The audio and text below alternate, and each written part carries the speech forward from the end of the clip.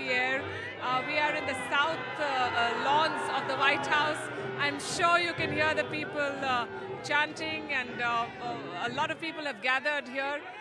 People from the Indian community who've come from across the United States of America to greet Prime Minister Modi.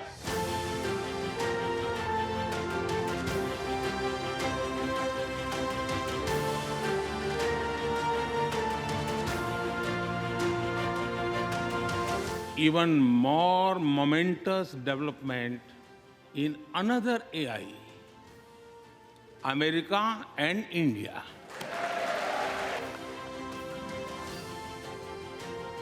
Please join me in a toast.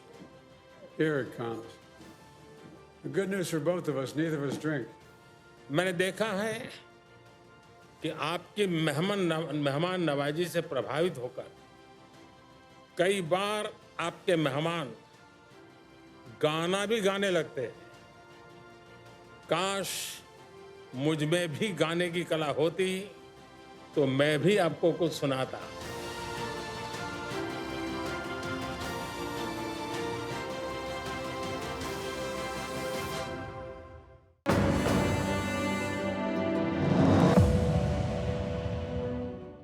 You've seen the pictures, the pomp and the ceremony. Thursday packed in a lot. Like I said, it was a big day for the Indian Prime Minister. He has visited the United States multiple times, but this was his first state visit. So everything was more grand. The Americans have rolled out the red carpet before, but this one you could say was bigger and better. We were inside the White House, and we can say that it was a welcome like no other. There were marching troops on the South Lawn, thousands of Indian Americans waiting, bilateral talks in the Oval Office, and then a grand state dinner customized to accommodate the Prime Minister's vegetarian diet. The two leaders hugged, they walked together, they addressed a press conference together and seemed to be sharing jokes at the state dinner. The optics could not have been better. They're talking about a new era in the US-India partnership. Bharat और America के संबंधों के इतिहास में एक विशेष महत्व रखता है।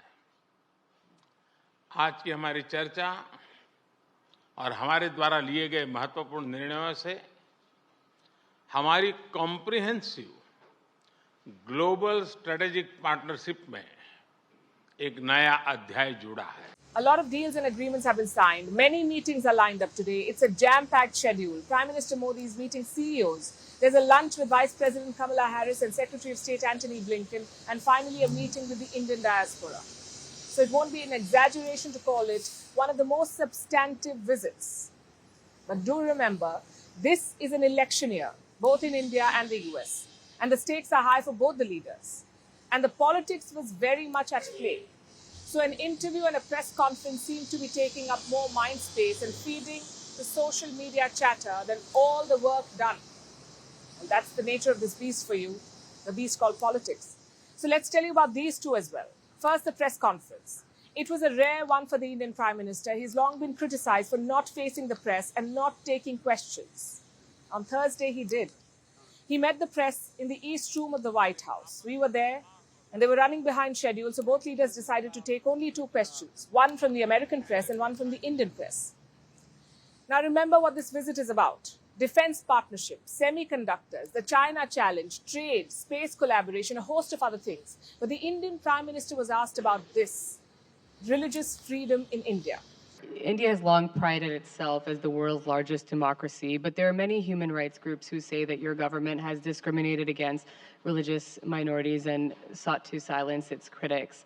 लोग कहते हैं नहीं भारत डेमोक्रेसी है और जैसा राष्ट्रपति बाइडेन ने कहा भारत और अमेरिका दोनों के डीएनए में लोकतंत्र है।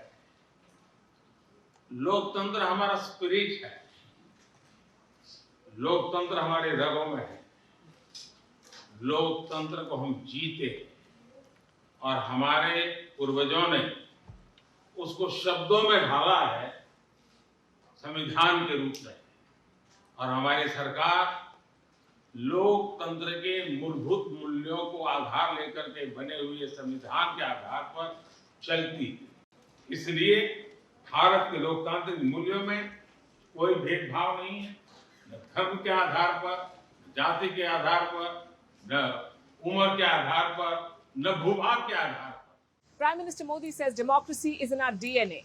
The question was asked by the Wall Street Journal's Sabrina Siddiqui, an Indian origin American reporter. Ahead of the visit, she even wrote an opinion piece.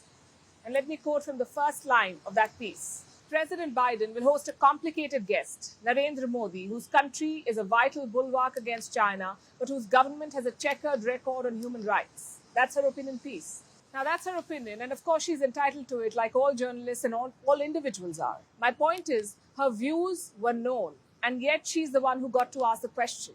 And this is what democracy is about. You disagree, you debate, yet you engage. And exchanges like these only strengthen that, so we say the world can do with more press conferences. Now, even before this one began, the clips of an interview began doing the rounds. It featured a former US President, Barack Obama. He spoke to CNN and he was asked about India. Let me quote from what he said.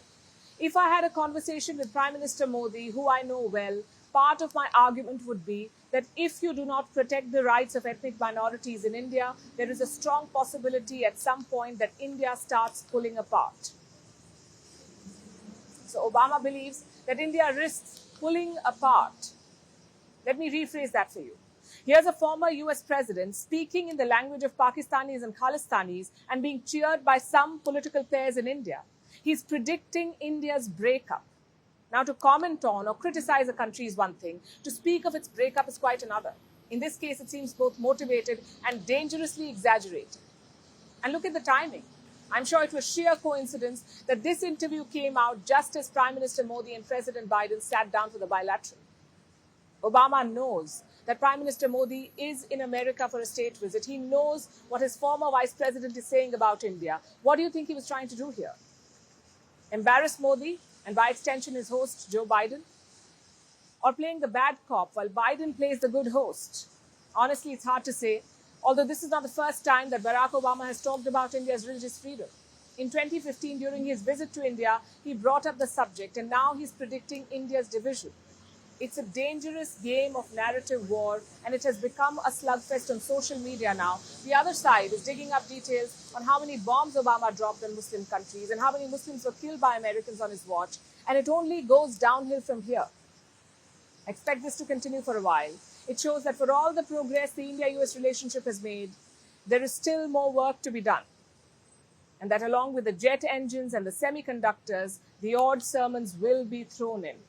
It's up to Modi and Biden to cancel the noise and keep the work going.